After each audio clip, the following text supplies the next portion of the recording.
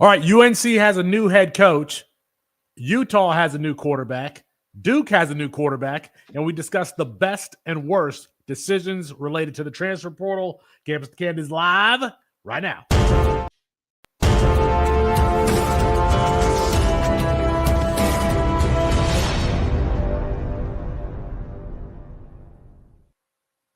It's Felix Sharpe, Matt Bruening, and Chris Moxley for CampusToCanton.com. If you like what we're doing, go ahead and hit the like video. Let's get this to 20 likes. Subscribe to the channel. Help us grow the college fantasy football format. This is like the best time of year, gentlemen, because news is pouring in very, very hot. We're going to get to Darian Mensah signing with Duke. We're going to get to Devin Dampier signing with Utah.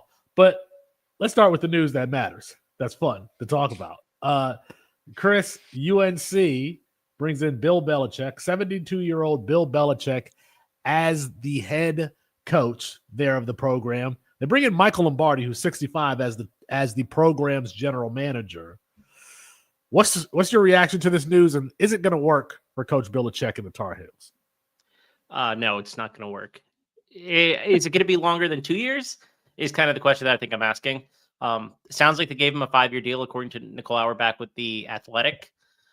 I'd like to know how much it is per year, because earlier it was $10 million per year for 3 years.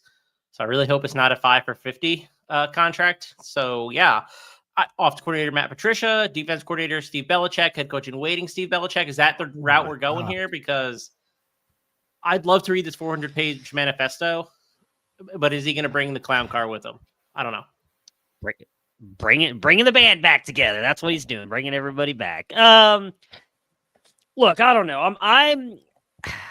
I lean more toward what Chris said, and that this is not going to work. But I am not going to lie. I am somewhat intrigued to see how this possibly works out. I mean, we talk all the time about how. Felix, you've talked about how, like, sometimes these coaches, like, disciples and everything, specifically Bill Belichick's, have not worked out. If you look at the two that made their way from the NFL ranks into college football, Charlie Weis, when he went to Notre Dame, would finish in 5 years with a 35-27 record. Not great. And then Bill O'Brien finished 15-9 with Penn State. Now, I'll give him a little leniency in the fact that he took over right after, obviously, all the Joe Pa stuff, and kind of did, in a way, kind of rebound Penn State from that before Franklin did come in and take over. But and he was, I think 7-5 last year with Boston College.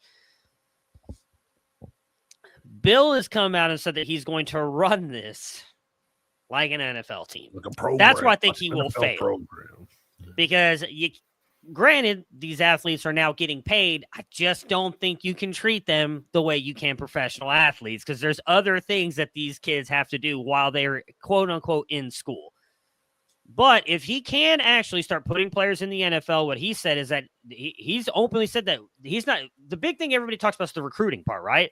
Can Bill Belichick go sit down in front of a 17 and 18-year-old kid and say, hey, come play at North Carolina? Which I don't know if anybody saw the skit that Tom Brady and Gronk and Julian Edelman did, I think, on Sunday's football coverage. It was actually pretty good. Tom Brady said Bill Belichick can go sit down in front of a kid and be like, look, you're probably not good enough to play here. Maybe we don't even really want you, but I guess if you want to come, we'll see how it works out. It kind of sounds like what Bill would do. But Bill has come out and said that he wants to, again, run this as like players that he is going to put into the NFL. Well, why do I think that that could work for him? Because the transfer portal is bigger than ever now. And if he can actually show that and prove that, and if North Carolina can get the money to bring some of these top players in there, if he can't, can I ask a question real quick? Yeah, go ahead. You think, how old is he, 73? 72. 72? Yeah. What are the odds that he sees his first recruiting class through the NFL? I don't think he cares. I don't mean about just recruiting. in North Carolina. I mean, he's so here's the thing. The first freshman class he brings in, is he going to see them to the NFL is all I'm asking. I think so. I think he could. I don't know if he'll stay there for 5 years. But here's the thing. We saw Dion has succeeded with this at Colorado. It has not worked out for Mike Norvell at Florida State, right? Going all in on the transfer portal. It blew up in Norvell's face this year. Dion has made it work for the past years. Now, I'm not trying to compare Dion to Bill Belichick. Very two distinct coaching styles there. But my point with the transfer portal is if Bill is able to, say, get some of these players in, and obviously some that's going to require NIL too. I don't think they're just going to come play for Bill Belichick. But if he is able to start putting these kids in the NFL and quote unquote developing them, they will be able to get players who believe they can go to North Carolina, start playing in an NFL system, and that improves their chances of going to the NFL, which I think for some kids who are looking future minded care more about that than just as we've seen some of these guys that just go to places to try and get the bag and then never touch the field. So that's why I say I don't know. I lean more toward Mox, and I don't think it's going to work out, but I don't think it's like a 0% chance. I think it's a 0% chance. It's a 0% chance that it actually works out, because I love college football in the fact that, one, there's no salary cap, and two, you don't have to play for anybody. Like you can leave. It's not like that in the NFL. One, there's a salary cap, and two, you have a contract. You have to stay with the program. Is Bill Belichick going to change what we perceive to be his personality to recruit kids, or is he going to tell them they're not good enough to be on the field? I think that he's still going to be the guy that tells them that they're not good enough to be on the field, because that's what every other coach from the Bill Belichick tree has done. Matt Patricia, Brian Flores, Charlie Weiss, Eric Mangini. I mean, the list goes on and on. Bill O'Brien. Bill O'Brien just got rid of Thomas Castellanos. What nerve do you have to get rid of Thomas Castellanos at Boston College? You had to. So this is not going to work, because all of those guys learned from Bill Belichick. He's not going to be able to recruit, and even if he gets a recruiting class here that's decent or gets some players, he's going to ostracize them, because that's the Patriot way. That's the Patriot way, to be tough enough. And it's funny, we're going to have Alan True on from 24/7 Sports on next week. And he and I, even before this came about, we were talking about how the kids nowadays, and I know I sound old saying that, but the kids nowadays are so different. Look at Caleb Williams, Ryan Williams, painting their nails and, being interested in different things. That's not what Bill Belichick strikes me as a guy that wants meatheads. You know what? I think that it's going to take a special type of kid recruit to play for Bill Belichick. So if the player pool is 1,000 players, how many can actually play for Bill Belichick? I don't know, 20, 30, maybe. Are those guys 4 and 5 stars? I have a hard time believing that they are. And it's not like UNC is a destination. I just don't see how this can work out. The other thing is if you're a 17 or 18-year-old kid, do you know who Bill Belichick is? Do you care? I mean, you know what? Why don't we have New Mexico go hire Bill Cowher then and try that out? It's just I have a hard time. You mentioned the comparison to Deion. Deion is that type of coach who will gas you up. That is a part of the pop culture lexicon. Bill Belichick is not. This has no chance, zero chance of actually turning out well. You're remembering Bill Belichick in his heyday with the New England Patriots. First of all, yes, 17-year-old kids know he's only been out of football for a year. It's not like he's been gone for 10 years and now coming back. He left football last year.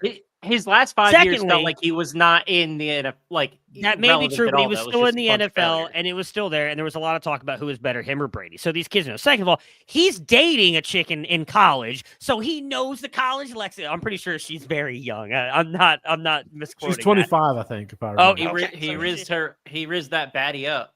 So if he rizzed that baddie up, he can rizz up some of those college kids to come to the school. All I'm saying is, no, I don't. Y'all not old Bill. I don't think so. You know what? Sometimes old dogs do their new tricks. And I just don't think he can change his personality. I really, really don't. I just no.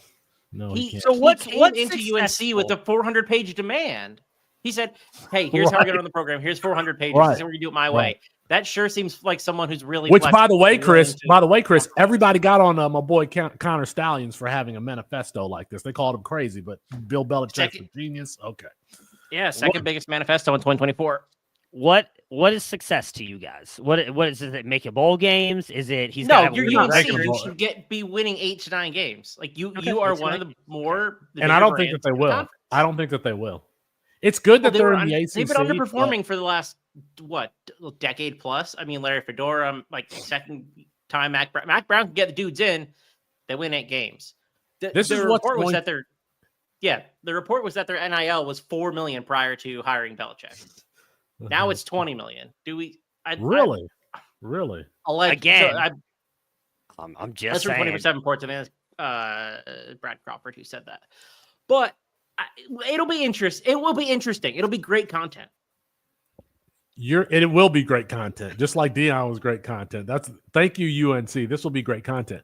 But if you're a quarterback playing for Bill Belichick in your first year, your second year, and he's dog cussing you out, calling you a MFer and saying you suck, you're going to realize, oh, I don't have to take this. I can just go to the transfer portal.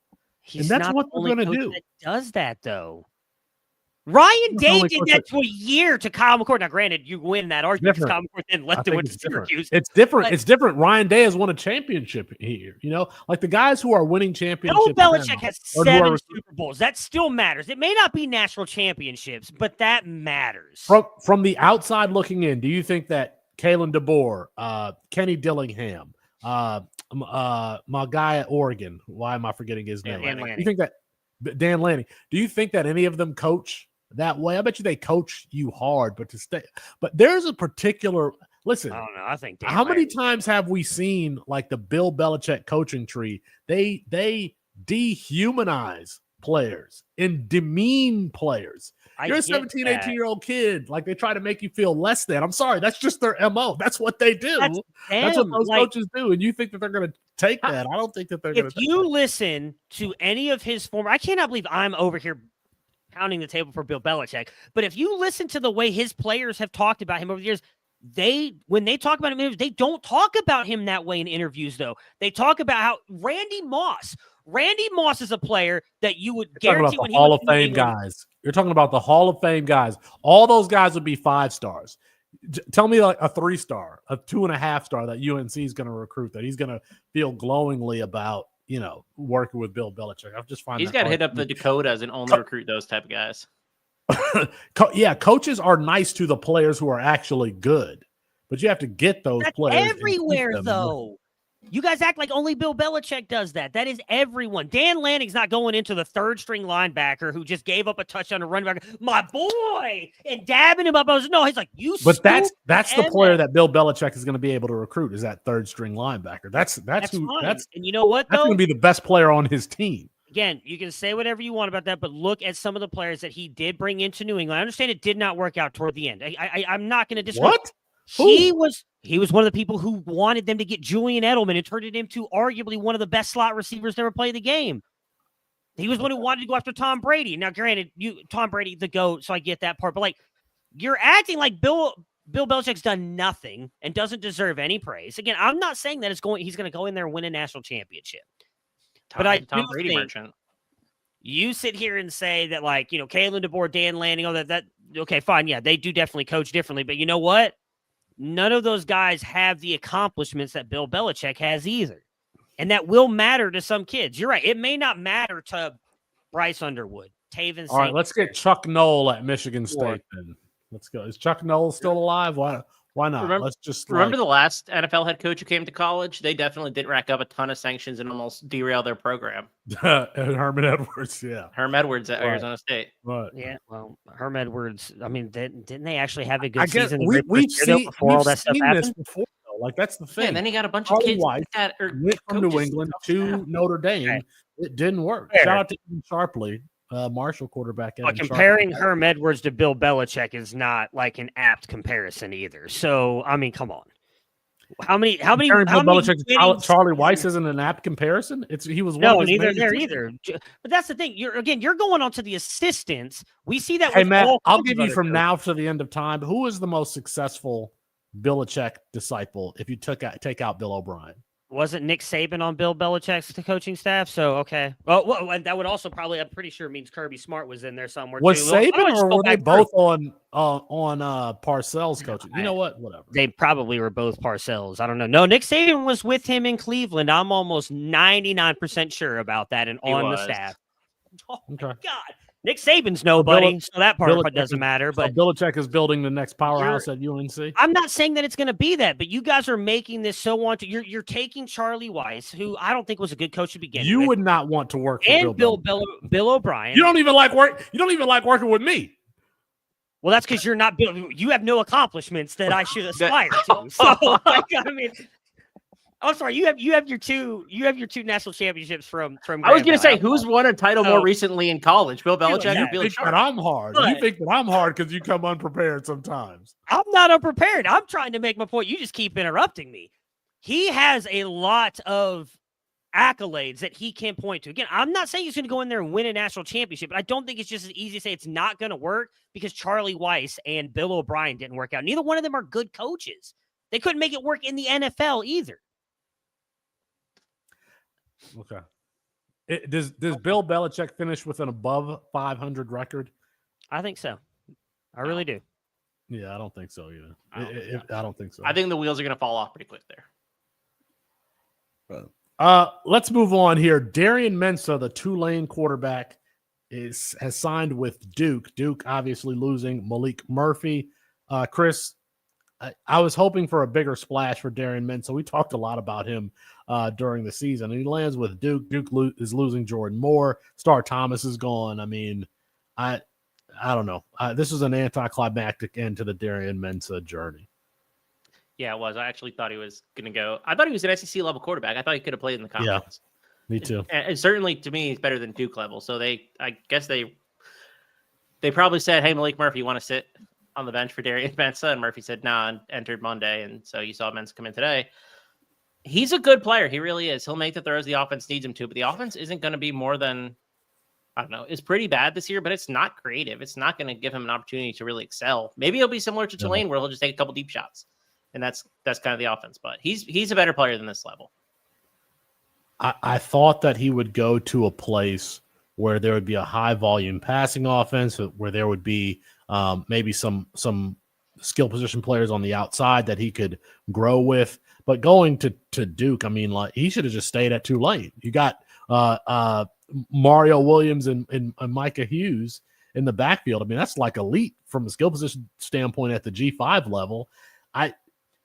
Man, it's going to be hard for me to fall in love with one of these quarterbacks again, like my boy Giovanni McCoy, because it seems like even though I can identify some talent at that level or at the lower level, they don't make the jumps that I'm thinking that they're going to make to, like a premier school in the Power Four. It just hasn't happened. Giovanni McCoy, great story there at Oregon State, but from Idaho, I thought he was going to jump from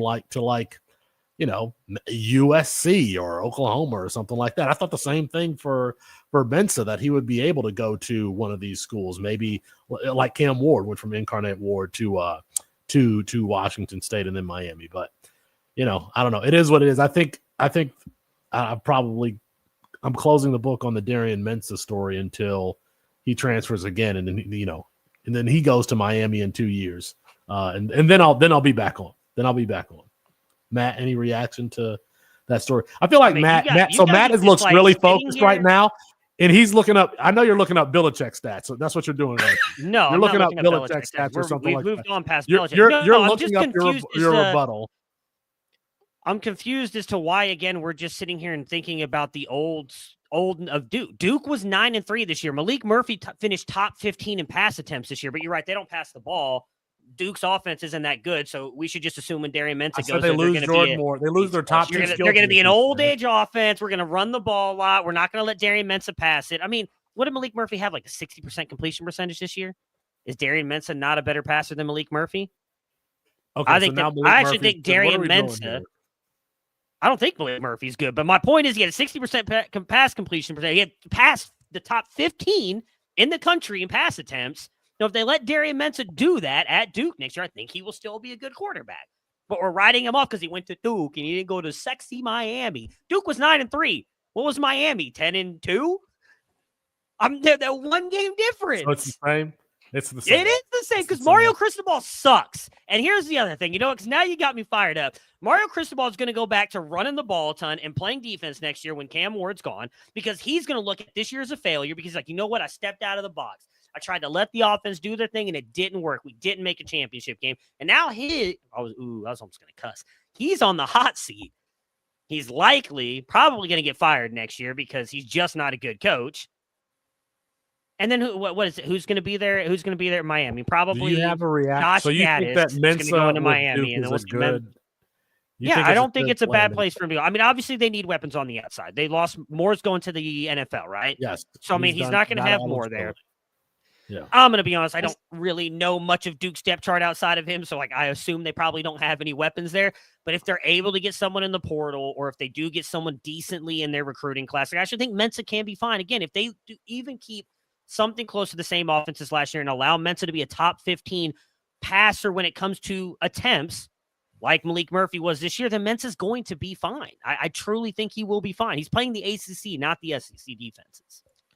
This is an offense that finished 120th in success rate and yards per play, or EPA. How much of that is on Malik Murphy, though?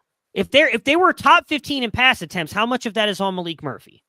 And do we think Darian Mensah is a better quarterback than Malik Murphy? I do. So if you think that, then you would assume that the offense will be a little bit better. I mean, I'm not necessarily disagreeing with you there, but again, my point is if they're letting Malik Murphy pass the ball, it was like 420 something times. So again, top 15 in the country.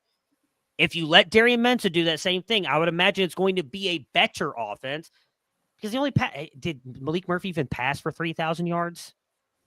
No, I don't think he did. Okay, so that's, again, my point. Like, if you expect Mensah, which I do, thinks he's a better quarterback than Malik Murphy, put him in the same situation, things should be better. That's all I'm saying. All right, I'm writing this down.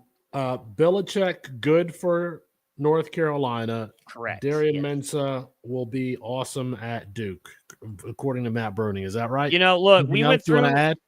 And we're just go behind the scenes here real quick. I dropped some flag plants today because I was going back through. There was someone who had a lot of really good calls over the past year and a half. I'm not gonna name any names, but it might rhyme with Schmatt Mooning. So maybe y'all should listen to me every once in a while. That's all I'm saying. It's like a weird German like heritage thing way over there. Trying to look up another quarterback who is made some news. Garrett Nussmeier returning to LSU. Matt. Cam Ward, he could have gone to the NFL draft last year after his second year with Washington State, decided to come back. He's really rehabilitated his draft stock by doing so. Can Garrett Nussmeier do the same thing returning to Baton Rouge? I'd just like to point out really quick, Malik Murphy finished his QB 45 in fantasy leagues this past year, averaging 23.6 points a game. Again, I think Darian Mensah can do better than that. So, again, hating. So I'm going to go the opposite here, because I'm sure you guys are just going to love Garrett Nussmeier coming back to LSU because, they pass the ball a ton and they have all these weapons. A stupid move by Garrett. No, it's actually a smart move by Garrett Nussmeier. Obviously, he started off the season very hot, looked really good, but clearly probably, I would say the last 5 to 6 games, he did not play well. I think some of that was definitely due to the fact they didn't have a run game. So I know we talked about it a lot here. Other college podcasts talked about it. It seemed like defenses were just dropping everybody in coverage.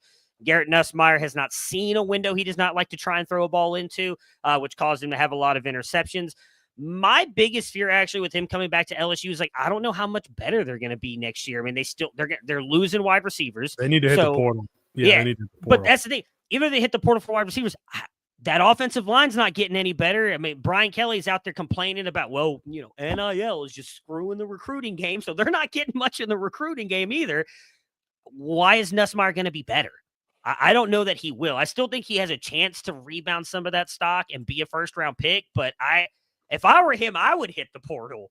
And why not go to Miami? This very sexy place that everybody apparently wants to go after what Cam Ward did last year. Chris, are you going to have faith in Garrett Nussmeier going into 2025? Yeah, for sure. I mean, this was a guy who was in his first year starting in an offense that was kind of morphing and changing versus where it was in the previous years. I mean, yeah, I'll give him the benefit of the doubt. I thought he was going to declare this year. He did not look good the last five-ish games.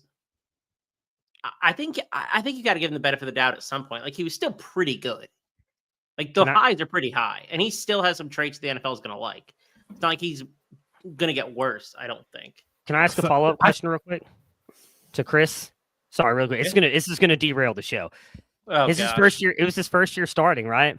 I know a player named Avery Johnson. It was his first year starting. He actually got better in the last 5 to 6 games. Why are we writing him off, but we're allowing Garrett Nussmeier to be I'm better? not writing Avery Johnson off. I know you're not, but I wanted to ask Moxley. On Avery Johnson. Avery Johnson wasn't even brought up in this conversation. I don't even want to get into it because I don't think he looked good to end the year. And that's a conversation for another time. All right, go ahead. Go ahead, Felix. I was going to say, I think we criticize quarterbacks who actually try difficult throws because they can make them, but then when they have turnover problems, like, oh, they're not very good. Garrett Nussmeier in his first year threw for 3,700 yards, 26 touchdowns, 11 interceptions, had a 63% completion percentage. If we said, hey, let's take out Garrett Nussmeier's name. If we said, hey, first year starter A, this is what they did, you'd be like, oh, that's a good base to build from. Of course, he's not going to go to the NFL draft because he has more work to do. Let's let these players breathe a little bit. He's going back to LSU. Now, they're going to lose Kyron Lacey. CJ Daniels went to the portal. Who are the other receivers on? Aaron Anderson is not a number one by any means. They need an alpha. They need a number one. Maybe they can get Evan Stewart. Can you get Evan Stewart in the portal?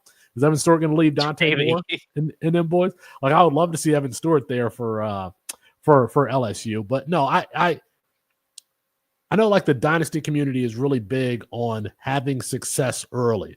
I don't care. Just have success. I think we've seen here recently, Bo Nix, Michael Penix Jr., Joe Burrow, Cam Ward, all guys who kind of broke out really late. So I don't think it matters when you have success, just as long as you have it. Going back for another year at LSU is going to help his development. He's going to be in the same program, same offense, have that consistency. I really like that, and I'm going to be drafting him. If this could be a buying window, if somebody doesn't like, I've already bought Carson Beck in one spot because I think Carson Beck is going back this year also. I would definitely be buying Garrett Nussmeier if whoever has him rostered in your league is, fading him. All right, let's move on here to what else do we got? Devin Dampier. I did not see this one was just skipped me somehow. But Devin Dampier going to Utah. Matthew, no Isaac Wilson. Do you think it's a good fit? It's an audio medium, so you can't just shake your head. I don't know that it's a good fit. I'm talking. Give me a second. I think I'm lagging a little bit. That's the issue here. But he followed his offensive coordinator, Jason Beck from New Mexico. So if they let him kind of play the way he did at New Mexico, I think it'll be fine. But I don't think Kyle Whittingham is going to allow that to happen. So I am a little hesitant that this isn't going to end up being a good thing for Dampier. I definitely think he has some possibility of getting to the NFL. So obviously being at a P4 school is going to help him. Being at a school a lot of people thought was going to win the Big 12 this year, I think also helps him a little bit. But I'd be curious to see how it works out. They did let Cam Rising run up until he injured practically every part of his body. So maybe they'll let Dampier do that. I am more hesitant on that because I just don't know what to think Kyle Whittingham is going to do with this offense moving forward. Yeah, I like it. There aren't a lot of places that he could go, I think, and have a ton of success. And I think Utah might be one of them. He's not very big, but he is the type of player I think that succeeds in an offense that is truly centered around him from the offensive line. Utah's a great place for the offensive line, which was a problem last year at New Mexico. That was the one thing that kind of held them back. If you have that and you have a solid run game like he had with Eli Sanders this year, which Utah, again, he's very consistent with that. I think you're going to get a 75-80% of what we saw last year, which would still be really good. Well, you haven't taken a step back.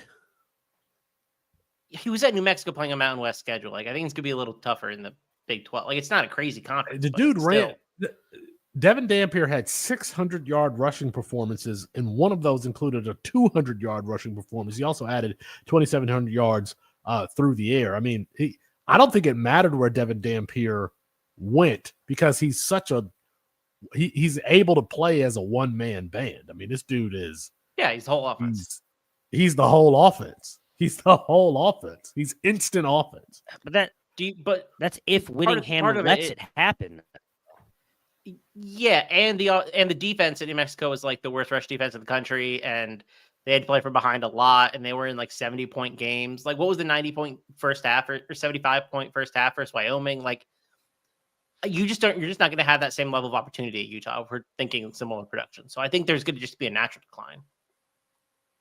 Chris, not to put you on the spot, but do you think that he will be a top 10 CFF, top 12 CFF quarterback next year? I don't know that. Yeah, I feel like you have to plug him in there. Yeah, like I mean, even with the uncertainty, he has to be plugged in there. I hadn't really thought it through, but I mean, the rushing upside is just so massive that you'd probably it's lean so that massive. Way. Yeah. But so I do wonder what the offense is, if the offense is going to have to score as much with a quality defense.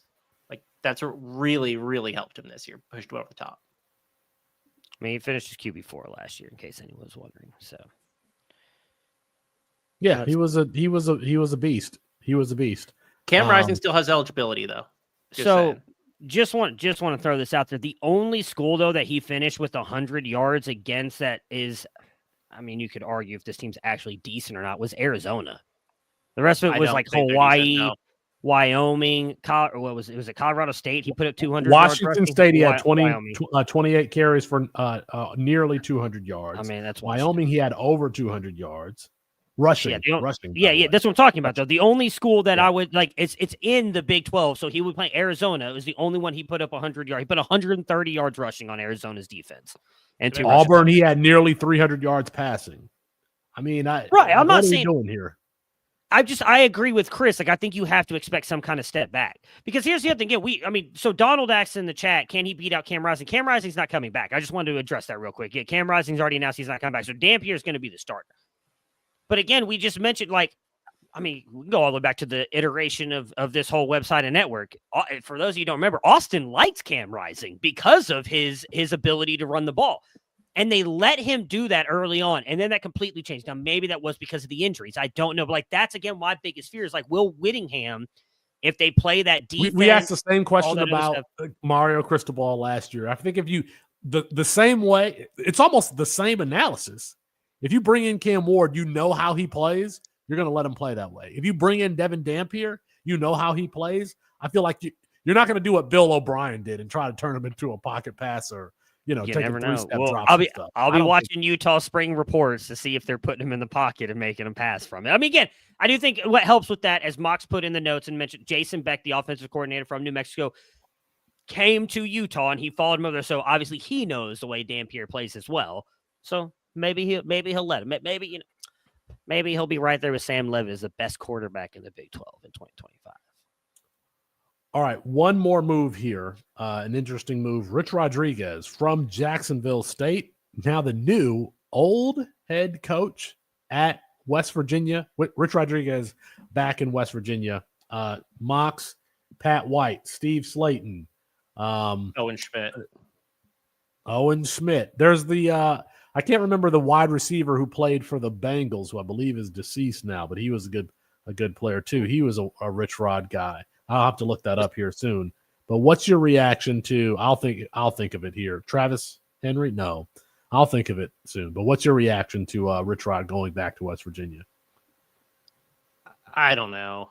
Like that doesn't really excite me. When was the last time a guy going back really did well? I think the example I can think of is right off the top of my head that's currently in college football is Greg Schiano going back to Rutgers. I think that's been pretty fruitful. Chris Henry. Yeah, Chris Henry. Nathan in the chat.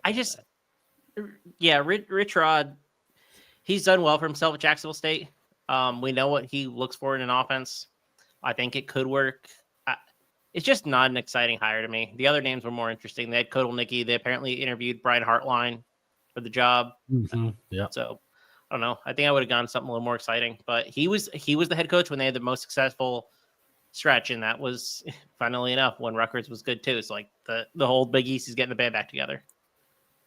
Does Garrett Green have eligibility left? Because if he does, I feel like it makes he it. Does.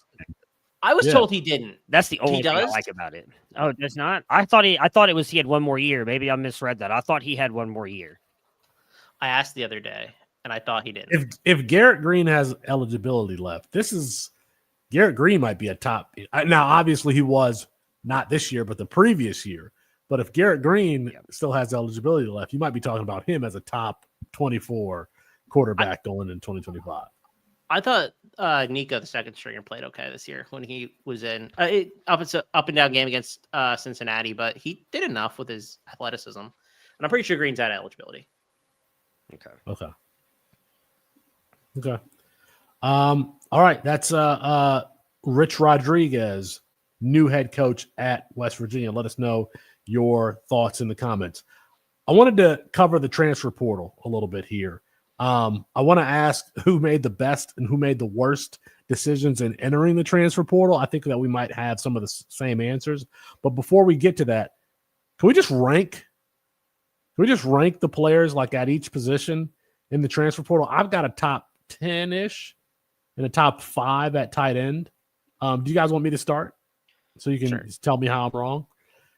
And obviously some of these players, what'd you say? Yeah, sounds good. We'll just tell you where you're wrong. Obviously some of these guys have actually committed already. At the quarterback position, Devin Dampier, number 1, Darian Mensah, number 2, Thomas Castellanos, number 3, Malik Murphy, number 4. I have him ahead of Jackson Arnold. I don't know that we've seen enough from Jackson Arnold, so I have Jackson Arnold at number 5. Michael Van Buren at number 6. I don't know if Michael Van Buren is actually good or if he was good in that system. We're going to find out. Miller Moss, number 7. I hear he might be coming to here, my hometown, Louisville. Isaac Wilson, number 8. That's going to be an interesting one because he's a Utah kid. Is he going to go to Utah State? I mean, if he leaves Utah, it'll be interesting to see where he goes. CMU and Iowa quarterback Joey Labus at number 9, and I've got Caden Veltkamp, the former Western Kentucky quarterback, at 10. I don't know why he left. I don't know why Caden Veltkamp left. That's my quarterback list. Mine's completely different than that. Mox, is yours closer to Felix's, or like I think you mentioned like 2 names? I probably have 3 or 4 names that are different. Interesting. Okay. Okay. You want me to go next or Mox? Number 1 for me is Preston Stone. I think he's arguably the best quarterback in the transport. And I think I mentioned on the show last night, he has that connection with Jeff Nixon. I think if he goes to Syracuse, he could easily put up better stats than Kyle McCord did this year. So like I think Preston Stone. I have Devin Dampier 2nd, Darian Mensah 3rd. I actually have Thomas Castellanos 4th because I don't think is it confirmed he's going to UCF? Thomas Castellanos is going to Florida State, and it got confirmed. Florida State. Sorry. Florida State. Do you want to break that down?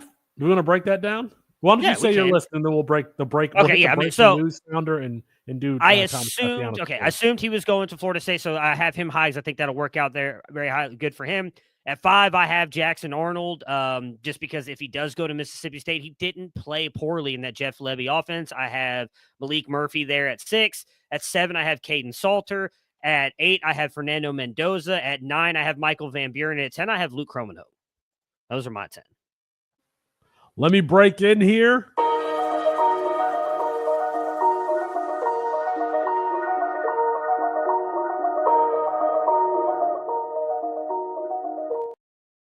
Breaking news, Chris. Thomas Castellanos, the former Boston College quarterback, is going to reunite with Gus Malzahn at Florida State. What are your thoughts on his landing spot? I don't think you could have got a better one. I really do. I think that of all the premier options with creative offensive minds, Florida State is the best. He reunites with Gus Malzahn, the only head coach at not only the Power 4 level, but the FBS level who offered him as a quarterback. That's a guy who had faith in him. He's going back home. I like the fit a lot. I think he can run this offense pretty darn well.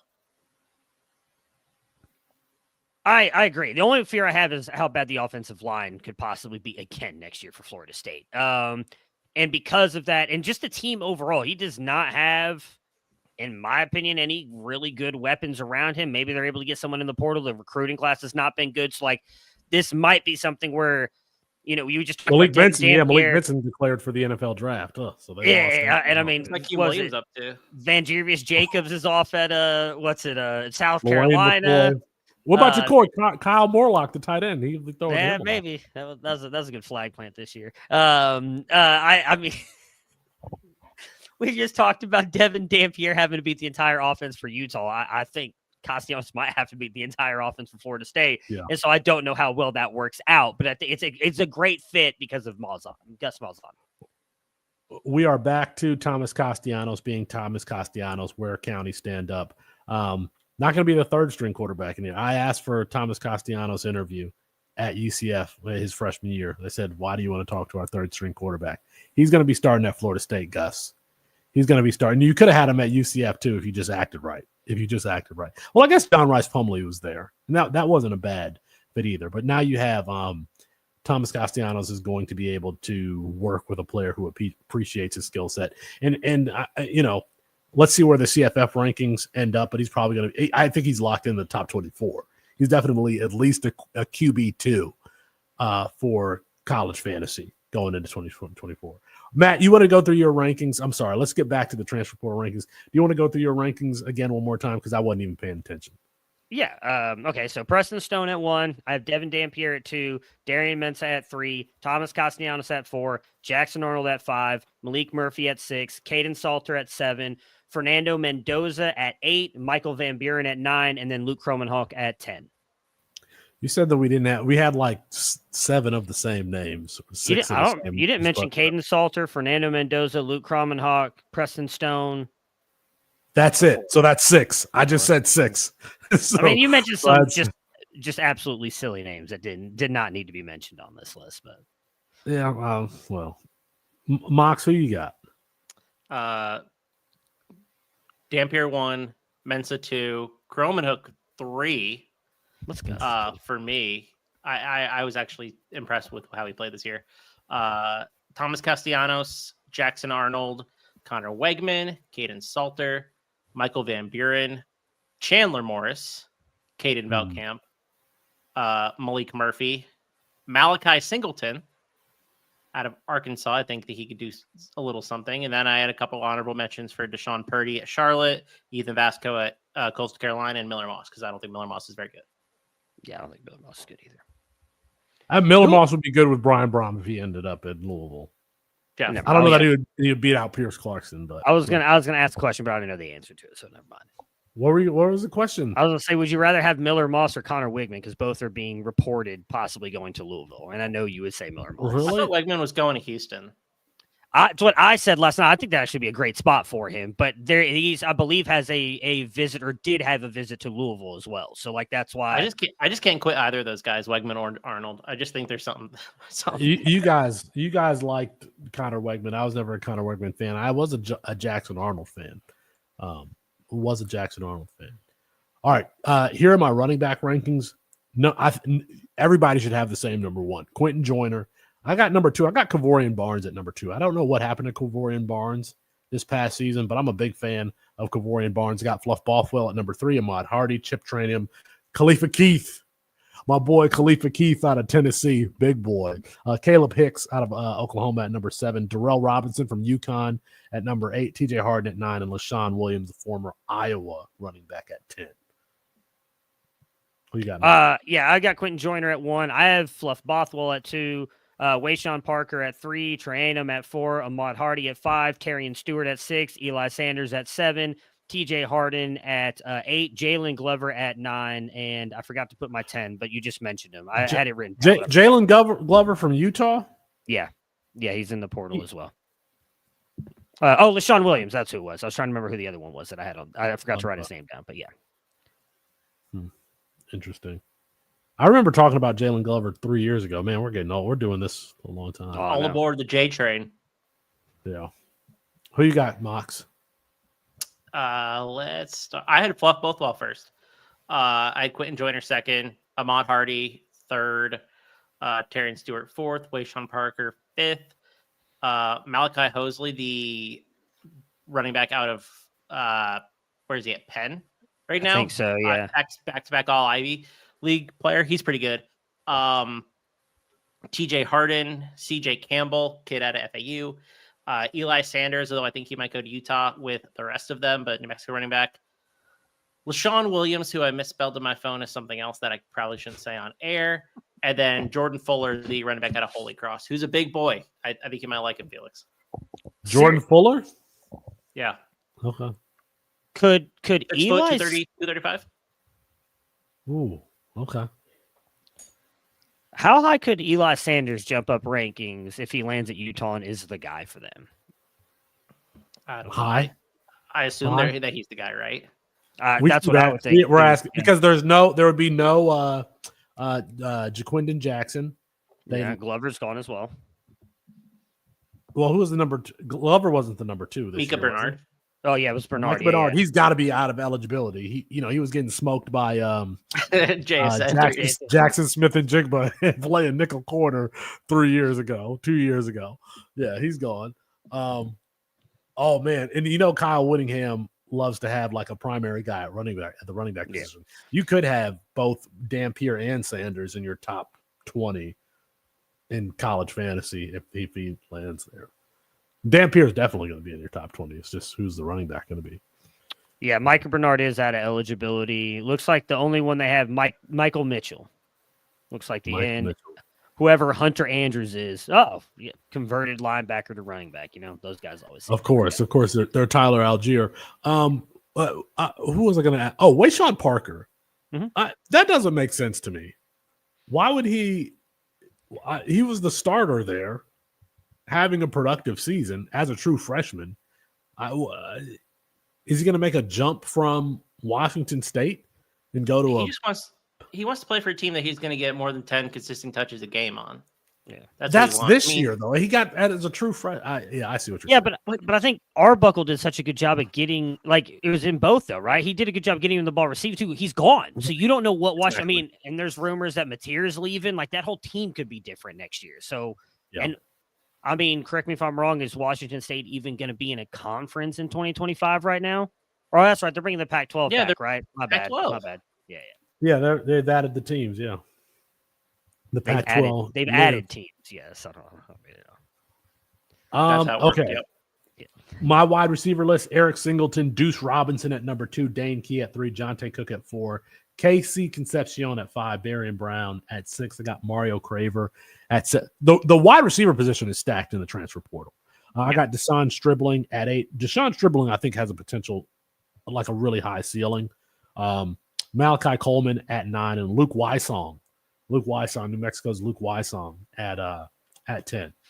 And it's funny because like Luke Wysong is a deep threat. So if you want to play that, run and bring your safety down, Luke Wysong could take advantage over the top. So could Darian Brown, by the way, if they wanted to do that. But. Send Luke Wysong to Duke. Yeah. Why not? Yeah. Why? It's a horrible offense. Why would you want to send players there? They don't do anything. I've got Eric Singleton at 1, Micah Hudson at 2, Darian Brown at 3, Deuce Robinson at 4, Jonte Cook at 5, Mario Craver at 6, Dane Key at 7, Casey Concepcion at 8, CJ Daniels at 9, and then Nick Anderson at 10. I don't. What's the thing with Nick Anderson? I don't get that. I've never got the Nick Anderson hype, but Chris, who you got?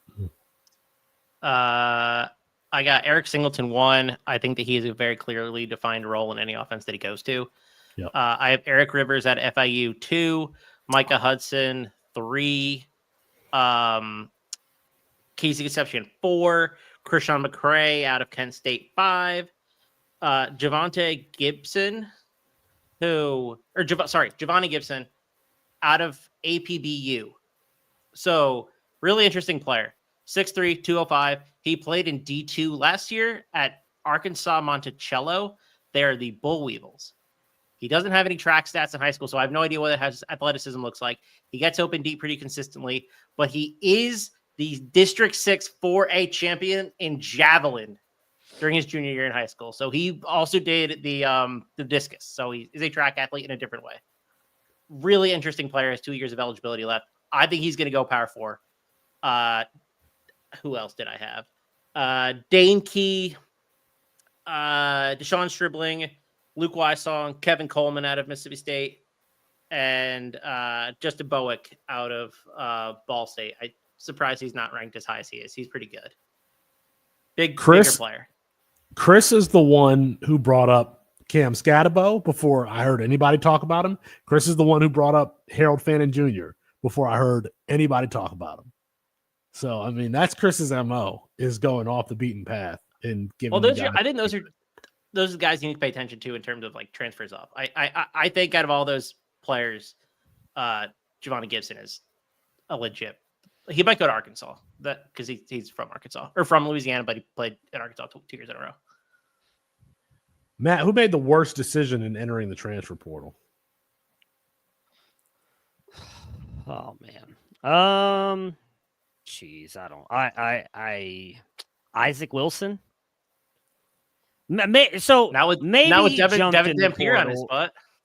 So that's what I was about to say. Maybe because of Beck coming over, that's maybe why he jumped in. But if you look at what Beck did with New Mexico, I think that would have worked for Isaac Wilson. I mean, I don't. Maybe if you want to go all the way back to Jonte Cook, I think that was probably again. I don't know what happened with him in Texas though, but like with that room possibly clearing out, like you would think that'd be the best place for him to have stayed.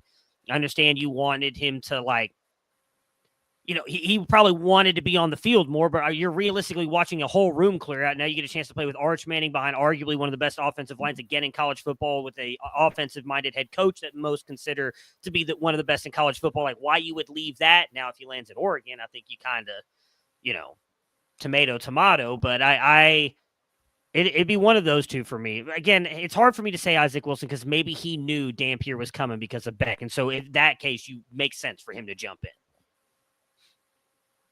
Mox, you got a worst, like the person who made the worst decision or the most questionable decision in entering the portal. Oh, I changed my answer now. Yeah, because there's one that's standing out. Deuce Robinson. Like it's Quentin Joyner. No, it's not Quentin Joyner. Because Quentin Joyner. Why Deuce Robinson? Let me answer the Quentin Joyner is likely going to Oregon or Ohio State. Both spots much better for him than USC, personally. Deuce Robinson, no other school is going to let him play baseball and football and not focus on football. Arizona State? Arizona State, is it? I don't think so. Kenny Dillingham, have you seen Kenny Dillingham? Kenny Dillingham's all about Arizona football, State would let him. Arizona, he'd be the number 2 there. They don't need him. Sam Levitt's throwing to nobodies, and they made the playoffs. They don't need Deuce. He's throwing to Troy O'Meara. Calm down. Nobody. He's throwing. I like Deuce Robinson going back to Arizona State. Going back to his home state. He might go to Arizona. So we've said that earlier in the season that he would go to Arizona and replace Tedoroa McMillan. Because Arizona State is the hot team and they got the quarterback, you add Deuce Robinson to Jordan Tyson. I'm not saying it wouldn't be good for him, but when he's busy focusing on football and not out there, actually working with the baseball, not actually working with the offense. That's my thing. No other school I think is going to let him do that. Yeah. Okay. I got a list here of who made the worst decision. Fluff Bothwell, Mario Craver, both DT Sheffield and Chandler Morris together. Terrible decision. I mean, because they're having success. Now, if you want to say from like a financial perspective, they can go get $100,000 somewhere else, fine. I had Isaac Wilson here, but I'm going to take it off here if he knew he was going to get benched. Malik Murphy leaving does not. Where is he gonna? I don't know where he's going to go. Like, is he going to go to a better program than Duke? So you go Texas, Duke, and then Auburn's looking out there. Well, he got Darian Mensah too. So. Matthew, why are you hitting yourself on the head? Why are you shaking your head, laughing? You can't even. 20 minutes ago, you guys literally just talked about how Malik Murphy wasn't good at Duke, and it wasn't a good offense, and now you're like, he shouldn't have left. That was such a great school for him to be at. Well, it's better than going to Arkansas Pine Bluff. He's not going. We don't know where he's going. And then you're like, Darian Mensah going into Duke doesn't make any sense. I'm like, but now you're talking about Duke, this great spot that Malik Murphy never should have left. Malik Murphy, a quarterback who isn't very good, and a quarterback who is good. Right. This is when we have unequal circumstances. Even more. Never mind. And by the way, Chandler Morris probably left to go play with his dad. That's not a bad decision. Where is his dad, coach? His dad, he's going to be the offensive coordinator at Texas State, right? Yeah. Well, he'll probably put up the same kind of numbers, and if DT Sheffield follows him, probably do the same thing. But I get why he was on that. But. And then Quentin Joyner. If Quentin Joyner's going to Ohio State or Oregon, Jordan James is not leaving Oregon, so I still don't know if that. I think he goes. I think Jordan James goes to the NFL this year. Jordan James didn't have that great of a season, and I think he had over 1,000 yards. Yeah, I don't know. He didn't have the explosive season that we thought he would. He was okay. He was okay. Yeah, there's a lot of reports. 1,253 yards and 15 touchdowns. I think we need to see him do it again and be like the focal point of that offense next year. I'll just say there's a lot of rumblings around Ryan Day wanting Quentin Joyner. That's all I'll say. Does Chip Ryan Kelly Day probably want Quentin some Joyner? employment checks. Oh, man. I mean, he might be collecting unemployment checks soon. I have no idea. I really don't know how that's going to work out, but I don't think it really matters what Chip Kelly wants. He's an offensive coordinator, not the head coach. So,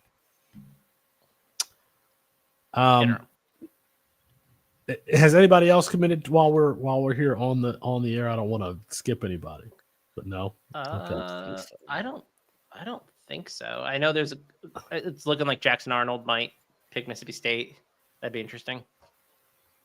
Giovanni Gibson. Remember that name. Apologies to Kirk Herbstreit. No. Wait. Can I bring up something real quick? Yes, I can. This is important. This is a big deal. It's a good thing for us. Did you see what the NFL just announced? No. What? They're just now. Duke they're now plus 5 points per game. They do. So again, no. What did I say? Darian Mensah, raise them up in your rankings.